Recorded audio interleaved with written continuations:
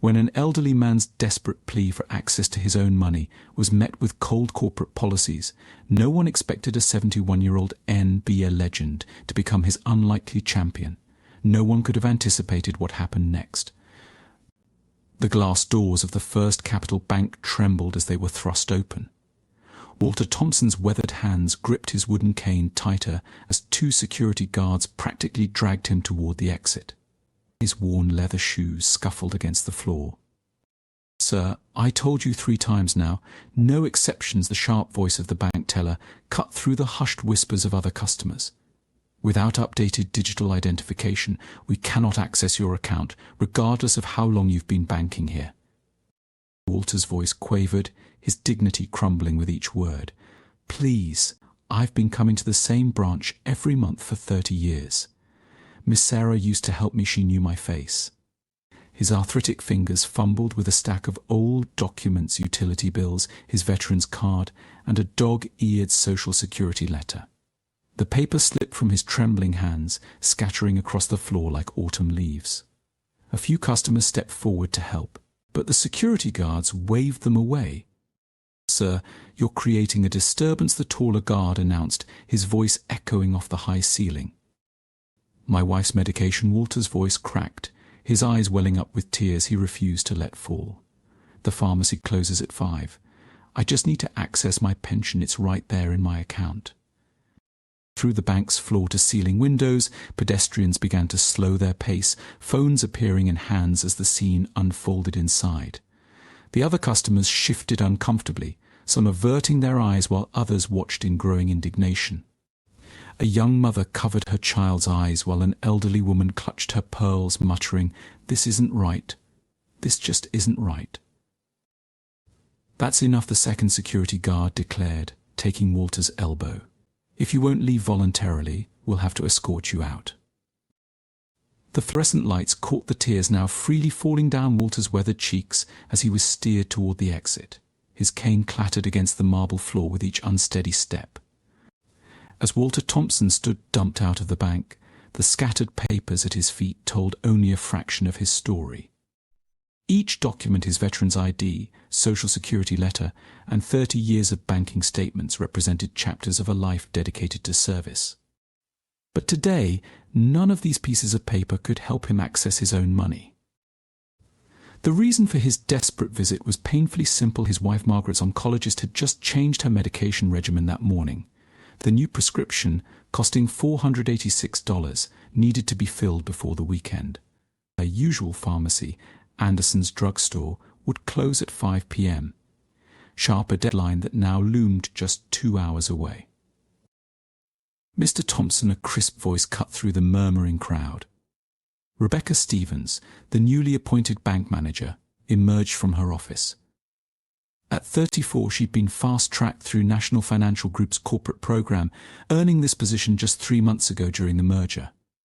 Her reputation for efficiently implementing new security protocols had made her a rising star in the company.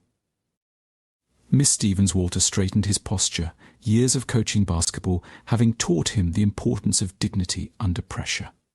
"I've been trying to explain to your staff. I've banked here since 1989. Every teller used to know me by name." Rebecca gestured toward her office, a glass-walled space that screamed modern efficiency, as Walter followed her, leaning heavily on his cane. The security guards maintained a watchful distance. "Mr. Thompson," Rebecca began, settling behind her desk, "I understand you're trying to withdraw funds from your pension account, but you haven't completed the mandatory digital verification upgrade." Her fingers flew across her keyboard, pulling up his account information. "According to our records, we've sent you 4 notices about these changes." Walter nodded slowly. "Yes, those blue letters. Margaret tried to help me with the computer part, but," his voice wavered slightly, "she's been too sick lately. The chemotherapy takes so much out of her." Rebecca's eyes flickered to her computer screen, where urgent security protocols flashed in red. The bank's new system, implemented during the merger, required all accounts to undergo enhanced digital verification, 2-factor authentication, biometric scanning, and mandatory smartphone app registration. The policy was absolute no exceptions, The merger with National Financial brought necessary security upgrades, Rebecca explained, her tone professionally sympathetic. Without proper digital verification, we can't authenticate your identity according to the new federal guidelines. These measures protect against fraud, particularly targeting seniors. Walter's weathered hands gripped his cane tighter. I have my driver's license, my veteran ID, even my original account opening documents from '89. Surely that proves who I am. Rebecca shook her head. I apologize, but physical ID isn't sufficient anymore. The new system requires digital verification through our secure app. It's a liability issue. Corporate policy is very clear about this. She turned her monitor, showing him the requirements: smartphone with banking app installation, digital ID verification through a third-party service, biometric data registration, two-factor authentication setup, digital signature enrollment. But I don't have a smartphone, Walter's voice cracked. Margaret and we share a simple flip phone. It was enough until today. Rebecca's fingers tensed on her keyboard. The morning's email from corporate headquarters still burned in her mind. 0 exceptions to security protocol violations will result in immediate review of management positions. Her own job, her mortgage, her future in banking all hinged on perfect compliance. Perhaps a family member could help you set up the digital verification, she suggested, knowing the process would take days to complete. Walter's eyes met hers, years of wisdom and worry reflected in them. My son is stationed in Germany. Margaret's sister is flying in next week to help with her care, but the medication he placed the prescription slip on her desk. This can't wait until next week. The bank's new policies loomed like an invisible wall between them. Rebecca could see Walter's account on her screen: decades of careful savings, regular deposits, never an overdraft. But the red warning banner across the top read: unstable, unverified account access restricted. Outside the glass office, the lobby had grown quieter, other customers watching the scene unfold. Many recognized Walter, the coach who'd spent countless evenings in the old gym, who'd bought uniforms for kids who couldn't afford them, who'd written college recommendations and attended graduations long after his students had left his team. The clock on the wall ticked relentlessly toward 5 p.m., each moment bringing Margaret's medication deadline closer. The system that was designed to protect people like Walter had become the very thing threatening his family's well-being. Rebecca stood up, her decision made. Walter's insistence on needing the money felt like a nuisance to the new manager and her staff, so much that they felt it was best to have him outside. Right around that time, Shaquille O'Neal and his teenage daughter Mahira were pulling up to the bank's parking lot. As they made their way toward the building's entrance, they noticed him, an elderly man sitting on a bench near the bank side entrance, his shoulders shaking with quiet sobs, a wooden cane gripped tightly in his weathered hands. "Dad," look, Mahira whispered, tugging at her father's sleeve. The sight of an elderly man crying wasn't something you saw every day, especially not outside a bank in broad daylight. A few scattered papers lay at his feet: medical prescriptions, bank statements, and what looked like old photographs spilling from a worn leather wallet. Shaq paused, his 7 frame casting a shadow over the scene. "Sir, are you okay?" His deep voice was gentle, a stark contrast to his imposing presence. Walter Thompson looked up, hastily wiping his eyes with the back of his hand, that ingrained coaching dignity still evident despite his situation. "I'm sorry," he managed, trying to gather his scattered documents. "It's just my wife, Margaret. She needs her medication, the new cancer treatment, and they won't." His voice cracked as he gestured toward the bank's entrance. Mahira was already kneeling, helping collect the fallen papers. She picked up a photograph, a team picture from Millbrook High's championship season. "Dad, look at this. He's Coach Thompson." They were talking about him at the camp today. Shaq's expression shifted as the pieces came together, the stories he'd heard earlier about a coach who dedicated his life to the community, who'd never turned away a child who couldn't afford to play, who'd worked multiple jobs to keep youth programs running. They were all about this man. Through his tears, Walter explained the situation: the new digital verification requirements, the medication deadline, his wife waiting at home. Each word seemed to weigh heavier than the last. 4 decades of banking here, Walter said, his voice barely above a whisper. Now they treat me like I'm nobody, like all those years mean nothing because I can't use their smartphone app. Mahira was already on her phone, her young fingers flying across the screen as she read through the bank's online policies. "Dad, this isn't right," she said, her voice carrying that teenage certainty of justice and injustice. "They can't just." Before she could finish, Shaq had already made his decision. Having lost his sister to cancer, the mention of medication and treatment struck a deeply personal chord. He extended his hand to Walter. "Coach Thompson, let's go back in there together," he said, helping the elderly man to his feet. Sometimes people need a reminder that behind every policy, there's a person. As they walked toward the bank's entrance, other customers began to notice. Phones came out, whispers spread, and social media started buzzing with the unfolding story. The glass door slid open, and the bank's lobby fell silent as the unlikely trio entered the NBA legend, the teenage girl with her phone recording everything, and the elderly coach whose dignity seemed to return with each step. Rebecca Stevens, who had just returned to her office, froze mid-stride as she saw them approach. The power dynamic in the room shifted instantly. This was no longer just about an elderly man struggling with digital banking. It had become a moment of moral reckoning for an institution that had lost sight of its human purpose in the rush toward modernization. Miss Stevens, Shaq's voice carried across the lobby with the same intensity he once brought to championship games. "I think we need to have a conversation about what banking really means to a community." The tension in the room was electric. Rebecca's tablet trembled slightly in her hands as she looked from Shaq to Walter.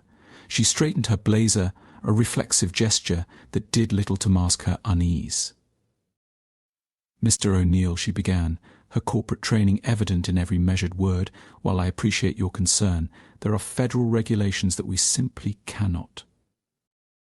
"Let me stop you right there," Shaq interrupted, his seven-er frame seeming to fill the entire office as he leaned forward slightly. "I sit on the board of multiple banks.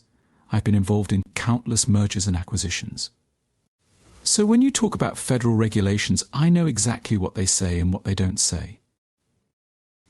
The other bank employees, who had gathered at the periphery of the scene, visibly paled. Their usual Monday afternoon had transformed into something that felt more like a high-stakes courtroom drama, with Shaq serving as both judge and jury, and he was about to take action. "Tell me something," Shaq continued, pulling out his phone. "I just pulled up Coach Thompson's history with this bank. 43 years, never an overdraft, regular deposits, consistent patterns. Do they mean nothing to you? Are they not enough to confirm this man's identity?" Mahira, still recording, zoomed in on the stark contrast between her father's modern smartphone and Walter's worn passbook, a visual metaphor for the clash between progress and humanity that was unfolding. "You're wasting this man's precious time because a computer is telling you so." Shaq's voice dropped lower, carrying the weight of personal experience. "I know what it means to watch time slip away while bureaucracy moves at its own pace. Every minute we stand here arguing about apps and digital signatures, Coach Thompson's wife is waiting for medication she needs to live." Rebecca's tablet slipped slightly in her grasp. "Sir, I understand the emotional aspect, but do you?" Shaq straightened to his full height, and several bank employees instinctively took a step back. "Because from where I'm standing, and I'm standing pretty tall, I see an institution that's forgotten its purpose. Banking isn't just about securing money, it's about securing money, it's about securing trust." He gestured toward the lobby, where customers had pressed against the office's glass walls, phones recording every moment. "Look out there. Every person watching this knows Coach Thompson. They trust him with their kids, their futures. But this bank, where he's kept his money for over 4 decades, can't trust him enough to access his own savings." The air conditioning hummed in the sudden silence. Rebecca's face had lost all color as she realized the implications. This wasn't just about one customer anymore. It was about the bank's reputation in an age where a single viral video could undo years of corporate branding. "Here's what's going to happen," Shaq said, his tone shifting from confrontational to resolutely determined. "We're going to help Coach Thompson access his money today, right now, and tomorrow you're going to review every policy that puts digital convenience above human dignity. because if you don't," he paused, letting the moment hang heavy in the air, "I'll personally help Coach Thompson transfer every penny to a bank that remembers what community means."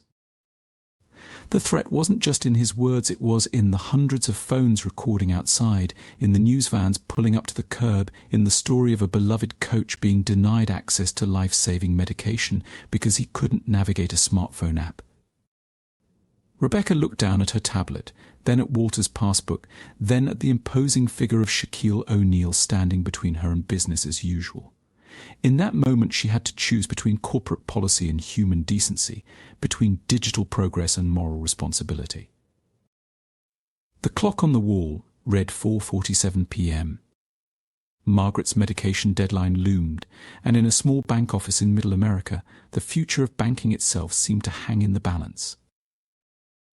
At 4:49 p.m., Rebecca Stevens made a decision that would later be cited in banking industry journals and social media case studies.